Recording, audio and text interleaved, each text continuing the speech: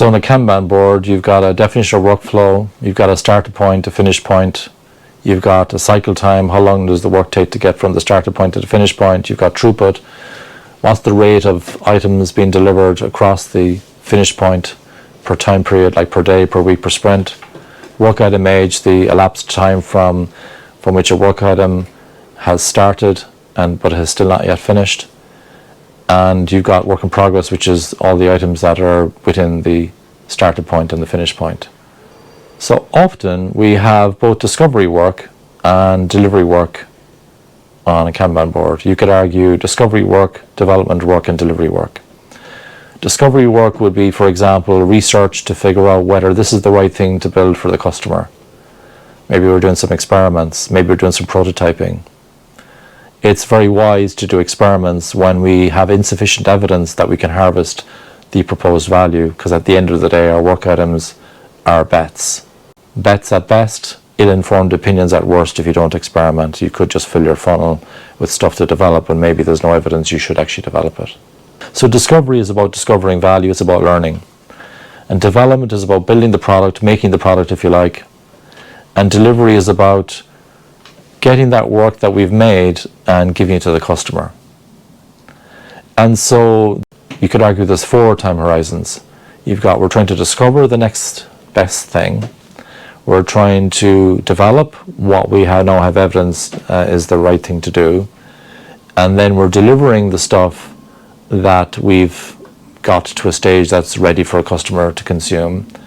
And then the 4th horizon would be, we're going to be looking back at, those previous releases that we had, those deployments that we had to the markets, did they actually make a difference? Did we change customer behaviors? Do we reap some organizational value? Do we improve our reputation as an organization? Do we improve employee satisfaction?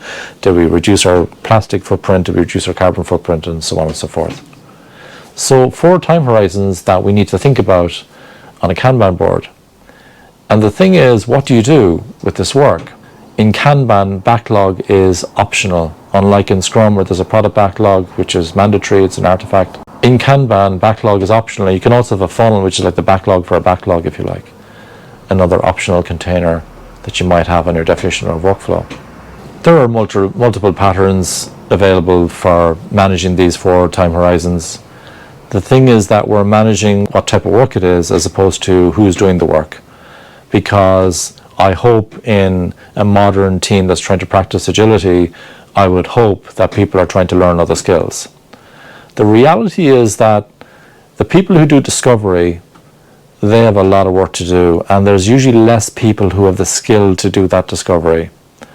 And so what I find often is the people who do discovery are often coaching, mentoring, teaching willing volunteers who want to learn how to do that discovery. For example, someone doing development might be invited to a customer interview to just take notes and gain an appreciation of what the customer end user wants, or maybe a developer might be asked to do some low fidelity prototype, for example, or maybe even practice their skills in during customer interviews, because we need to be careful either avoiding loaded questions or, as Indy Young would say, maybe just doing some deep listening to where the customer wants to go with the conversation. As John Carter said in the test shop that they had in Bose, when they had people coming into the music store, just seeing where the customer goes, not pointing them to the new innovation, just seeing if they pick it up, what they do with it, what did they discover, and lo and behold, instead of discovering that customers wanted to improve the sound fidelity, they liked the whole idea of noise cancellation,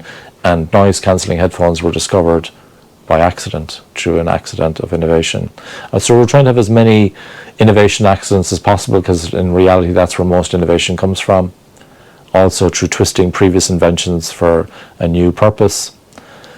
And the challenge is that there's so much of that discovery work, and also discovery is never finished, because the people who do discovery also are involved in doing usability testing as the work is going through development, for example, and they also analyze what's going on after the work has been released to the market to see how people are interacting and where are they dropping out and so on. They're also maybe helping product managers to look at the customer analytics and understand what's going on. And in a dynamic trio, for example, a technical person, a design person, and a product manager could get together to talk about, okay, what do we understand we need to do here? What do we need to discover next? What do we need to deliver next? And so how do you manage all of this? And so you could have, for example, columns for discovery, for development, for delivery, for getting feedback. Or measure and tweak is a column name that I quite like. The thing is that not every item that goes through discovery will go through the development, because we'll probably discover that most of the items should not be built.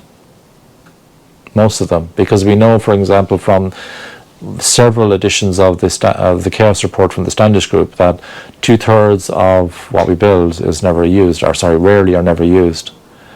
And so we want to discover as much of that as possible before we build something, because we're just filling the development funnel and the delivery funnel with work that might not be valuable. And so another pattern that I've seen is, instead of having columns for those stages, which assumes that there's like a sequential process, maybe having swim lanes for those, because some work might go back from development into discovery. Some work might go from measure and tweak back into discovery. And because on a Kanban board, we don't really want work items moving backwards on a board, the use of swim lanes can avoid that problem. And using good heat map reporting, you'd be able to see where the work is spending most of its time.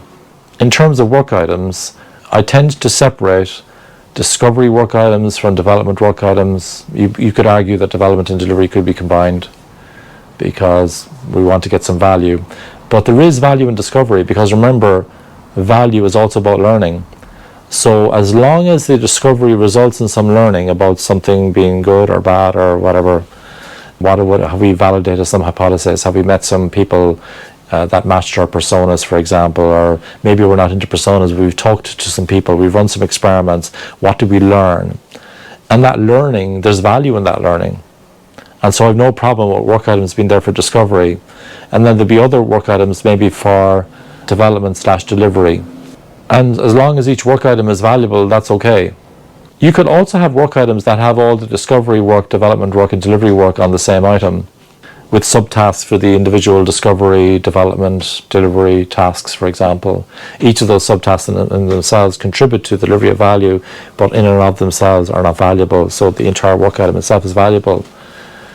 The problem that I see with that approach is that it leads to what I refer to as execution bias, where there's almost a kind of a path of least resistance to continue to develop and deliver, even though we might not have evidence that we're on the right track.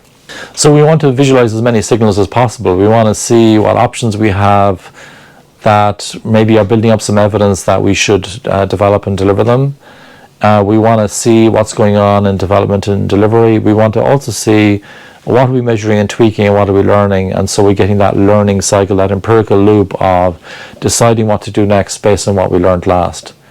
Often what you'll discover is the outputs that we deliver to achieve outcomes are not the same as maybe what you might have expected.